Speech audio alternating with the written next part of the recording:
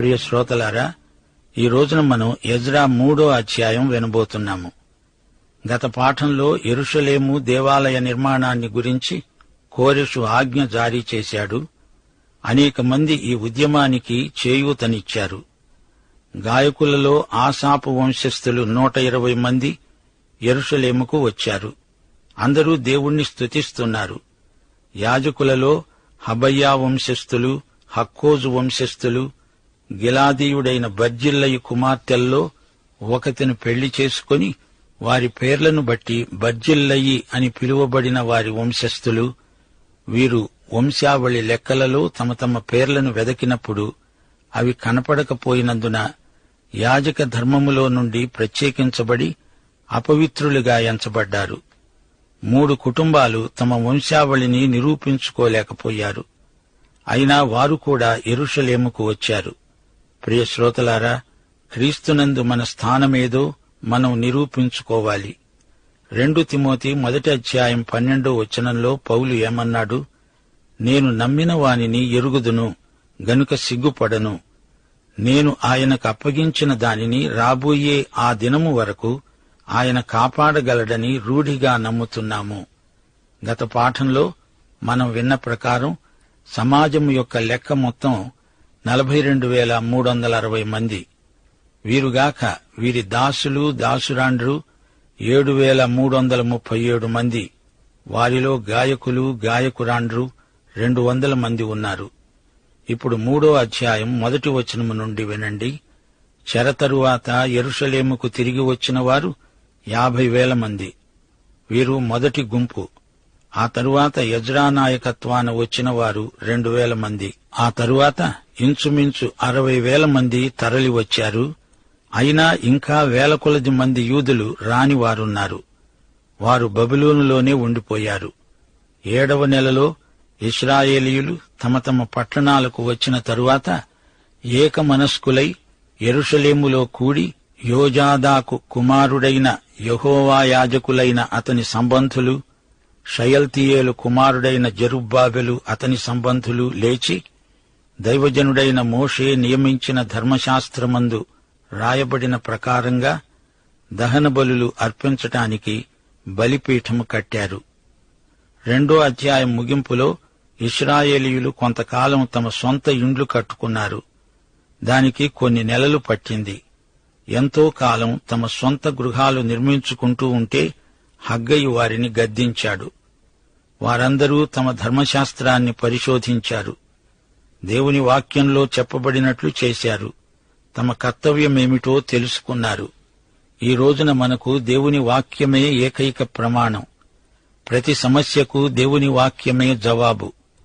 వారు దేశమందు కాపురస్థులైన వారికి భయపడుతూ ఆ బలిపీఠాన్ని దాని పురాతన స్థలమందు నిలిపి దానిమీద ఉదయము అస్తమయము యెహోవాకు దహన బలులు అర్పిస్తూ వచ్చారు. దహన బలిపీఠము ఏమి సూచిస్తుంది? యేసుక్రీస్తు శిలువకు దహన బలిపీఠం సంకేతం. దహన బలి యేసు వ్యక్తిత్వాన్ని, ఆయన బలిని చూపుతుంది. క్రీస్తు చేసిన బలియాగం దేవునికి ఇంపైనది. అది నిష్కళంకమైన బలి. ఆయన విమోచనాత్మకమైన బలి, ప్రాయశ్చిత్తార్థమైన బలి మన రక్షణకు ఆధారం. యేసుక్రీస్తును స్వకీయ రక్షకుడుగా అంగీకరించిన వారు ఆయన రక్తాన్ని బట్టి ఒకే కుటుంబానికి చెందిన సోదరీ సోదరులవుతున్నారు. ఈ సహోదరత్వానికి ఎట్టి శాఖాభేదమూ లేదు. క్రీస్తు రక్తము చేత కడుగబడిన వారందరూ ఒకే కుటుంబానికి చెందిన వారవుతున్నారు. దేవుని బిడ్డలందరి మధ్య సన్నిహిత సహవాసమున్నది. అలాగే చెరలో నుండి తిరిగి వచ్చిన ఇశ్రాయేలీయులకు ఎంతో మంచి సహవాసమున్నది. 133వ కీర్తన 1వ వచనం. సహోదరులు ఐక్యత కలిగి నివసించడం ఎంత మేలు, ఎంత మనోహరం. అందరూ కలిసికట్టుగా పనిచేస్తున్నారు. అందులో పదవుల కోసం ప్రాకులాడేవారు ఎవ్వరూ లేరు. ఈ కడవరి దినాల్లో మనము కూడా సాత్వికులమై యేసు ప్రభు వద్దకు వచ్చి దీన మనస్సు కలిగి సేవ చెయ్యాలి. గ్రంథమును బట్టి వారు పర్ణశాలల పండుగను నడిపించి ఏ దినమునకు నియమింపబడిన లెక్క చొప్పున ఆ దినపు దహన బలిని విధి చొప్పున అర్పించసాగారు. తరువాత నిత్యమైన దహనబలిని, అమావాస్యలకు, యెహోవా యొక్క నియామకమైన పండగలకు ప్రతిష్ఠితమైన దహనబలులను, ఒక్కొక్కడు తెచ్చిన స్వేచ్ఛార్పణలను అర్పిస్తూ వచ్చారు. వీరందరూ దేవుని వాక్యానికి మరలి వచ్చారు. దహన బలిపీఠాన్ని నిర్మించారు. దేవాలయపు నిర్మాణము పునాదులతో ఆరంభించడమైనది. ఎజ్రా 3వ అధ్యాయం 8 నుండి 10వ వచనం వరకు. యెరూషలేములో ఉండే దేవుని యొక్క మందిరానికి 2వ సంవత్సరం షయల్తీయేలు కుమారుడైన జెరుబ్బాబెలు, యోజాదాకు కుమారుడైన యోషువా చెరలో నుండి విడిపించబడి యెరూషలేముకు వచ్చిన వారందరూ పని ఆరంభించి 20 సంవత్సరాలు మొదలుకొని పయ్యీడు గల లేవీయులను యెహోవా మందిరము యొక్క పనికి నిర్ణయించారు. యెషూవా అతని కుమారులు, అతని సహోదరులు, కద్మీయేలు అతని కుమారులు, హోదవ్యా కుమారులు, హేనాదాదు కుమారులు, వారి కుమారులు లేవీయులైన వారి బంధువులు దేవుని మందిరములో పనివారి చేత పనిచేయించడానికి నియమించబడ్డారు.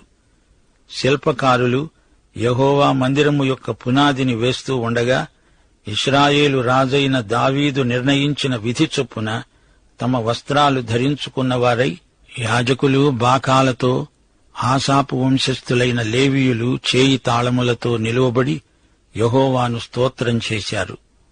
ఇప్పుడే ఆలయ నిర్మాణము మొదలైంది.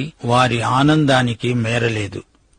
దేవాలయము ముగించబడినట్లే వారు స్తుతి స్తోత్రములు సమర్పిస్తున్నారు. దేవాలయ నిర్మాణము ఆది నుండి ముగింపు వరకు ఎంతో ఉత్సాహముతో కొనసాగిస్తున్నారు. వీరు వంతుల చొప్పున కూడి యెహోవా దయాళుడు, ఇశ్రాయేలీయుల విషయమై ఆయన కృప నిరంతరము నిలుస్తుంది అని పాడుతూ యెహోవాను స్తుతించారు. యెహోవా మందిరము యొక్క పునాది వేయబడడము చూచి జనులందరూ గొప్ప శబ్దముతో యెహోవాకు స్తోత్రం చేశారు. అది యువతరం. మునుపటి సొలొమోను మందిరాన్ని వారు చూచి ఉండలేదు. దానిని చూచిన యాజకులలో, లేవీయులలో, కుటుంబ ప్రధానులలో వృద్ధులైన అనేకులు ఇప్పుడు వేయబడిన ఈ మందిరము యొక్క పునాదిని చూచి గొప్ప శబ్దముతో ఏడ్చారు. అయితే మరి అనేకులు సంతోషము చేత బహుగా అరిచారు. ఏది సంతోష శబ్దమో, ఏది దుఃఖ శబ్దమో జనులు తెలుసుకోలేకపోయారు. జనులు గొప్ప ధ్వని చేసినందున ఆ శబ్దము బహుదూరము వినబడింది. సోదరీ సోదరులారా, ఈ ప్రతిష్ఠ కూటములో 2 గుంపుల ప్రజలున్నారు. యువకులున్నారు. మునుపటి దేవాలయము ఎలాంటిదో వీరికి తెలియదు. ఇప్పుడైతే వీరు ఎంతో ఆనందిస్తున్నారు, దేవుణ్ణి స్తుతిస్తున్నారు. మరో గుంపు ప్రజల్లో ఉన్నారు. వారు వయోవృద్ధులు.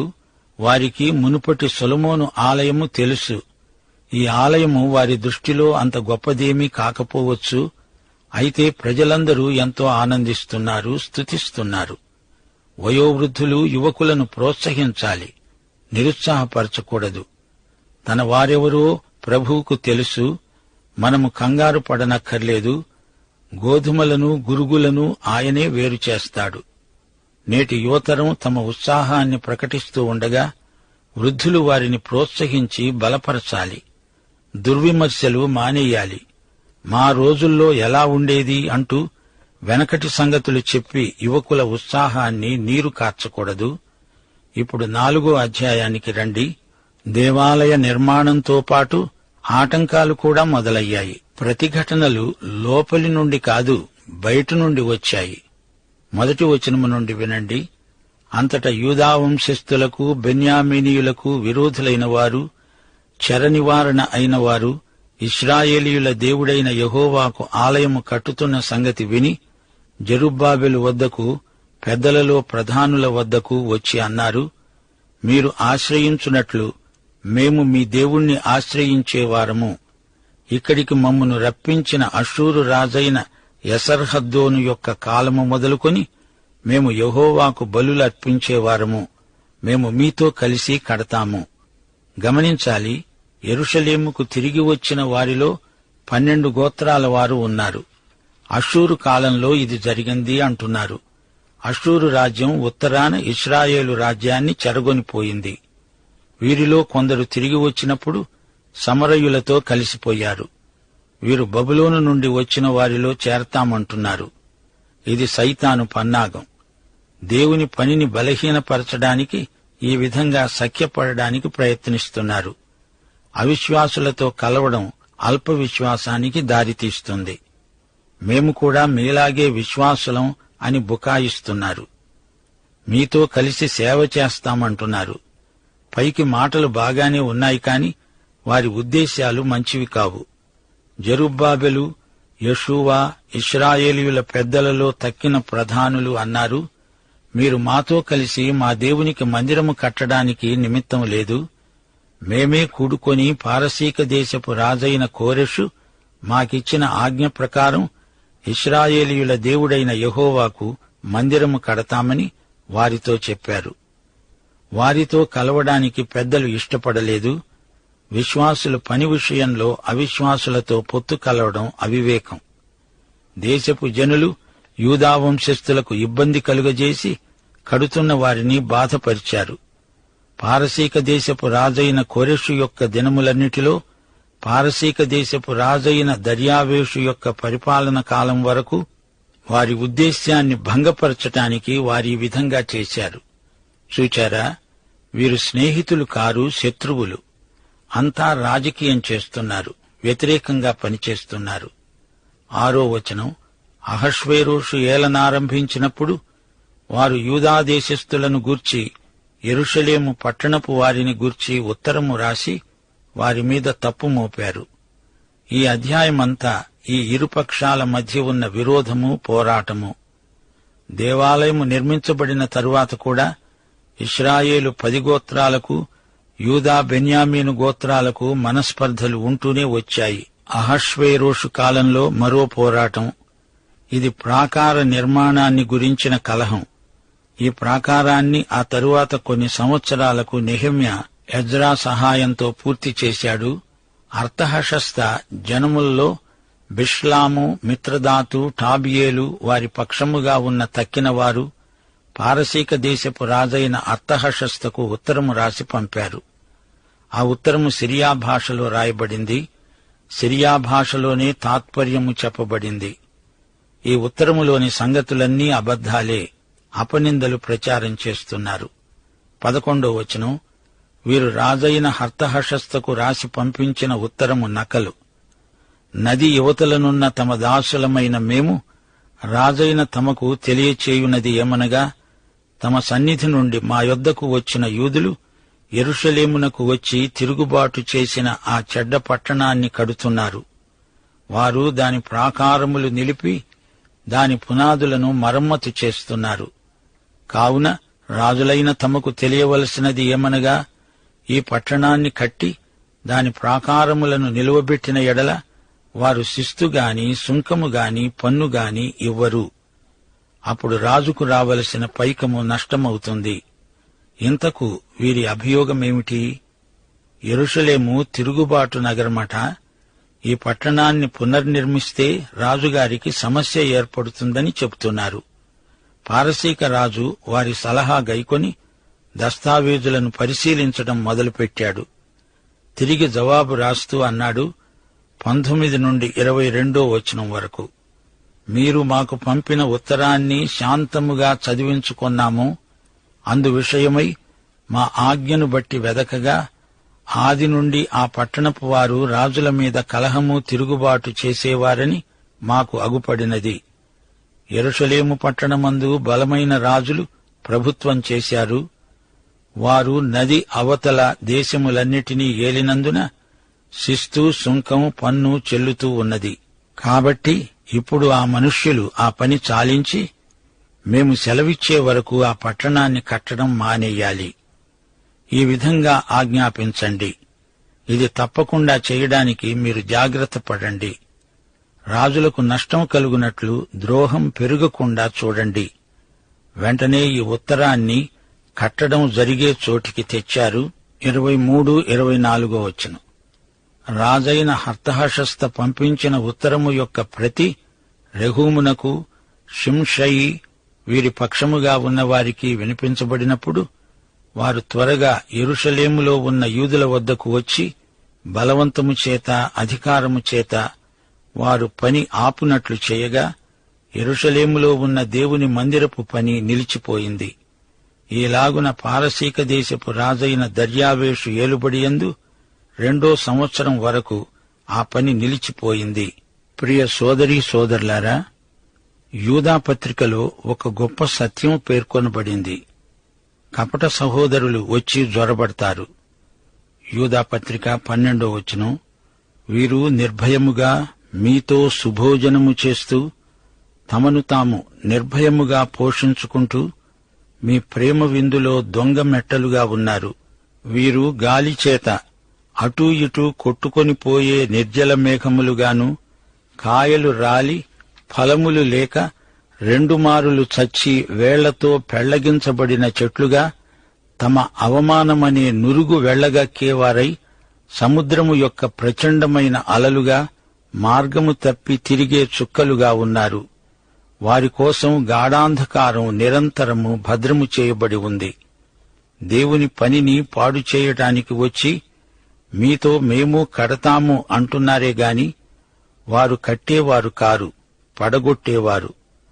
అపొస్తలుల కార్యములు 16వ అధ్యాయంలో దయ్యం పట్టిన చిన్నది పౌలును గురించి ప్రకటిస్తూ, ఈ మనుష్యులు సర్వోన్నతుడైన దేవుని దాసులు, వీరు మీకు రక్షణ మార్గం ప్రకటిస్తారు అన్నది. అయితే ఎందుకు ఇలా ఈమె పలుకుతున్నది? ఆమెలో దురుద్దేశ్యమున్నది. పౌలు ఇది విని ఈమెను తన సువార్త బృందంలో చేర్చుకుంటాడని ఉపాయం పన్నింది.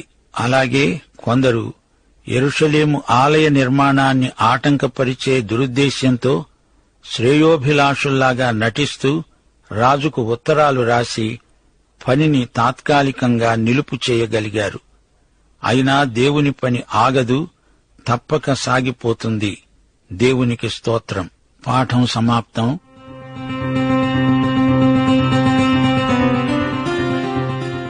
నేటి పాఠంలోని ముఖ్యాంశాలు: 1. పాత నిబంధనలోని దహనబలి యేసుక్రీస్తు వ్యక్తిత్వాన్ని, ఆయన విమోచనాత్మక సౌశీల్యాన్ని చూపుతుంది. క్రీస్తు బలియాగం దేవునికి ఇంపైనది. 2. యేసు రక్తమును బట్టి మనకు దేవుని కుటుంబంలో సభ్యత్వం, యేసుతో సహోదరత్వము, దేవుని వారసత్వము లభించాయి. విమోచింపబడిన వారు, బబులోను చెరలో నుండి విడుదల చెంది వచ్చిన వారు ఎంతో మంచి సన్నిహిత సహవాసంలో ప్రవర్తించారు. సహోదరులు ఐక్యత కలిగి నివసించటం ఎంత మేలు, ఎంత మనోహరం. 3. వృద్ధులు యువకులను ప్రోత్సహించాలి, నిరుత్సాహపరచకూడదు. మా రోజుల్లో ఎంత బాగుండేదో అంటూ వెనకటి ప్రాభవాన్ని మాత్రమే వారికి చెబుతూ మీదేముంది, మీరేం చేయగలరు అనకూడదు. వారిని ప్రోత్సహించి వారికి కావలసిన ఉత్తేజాన్ని తమ అనుభవంలో నుంచి సరఫరా చేయాలి.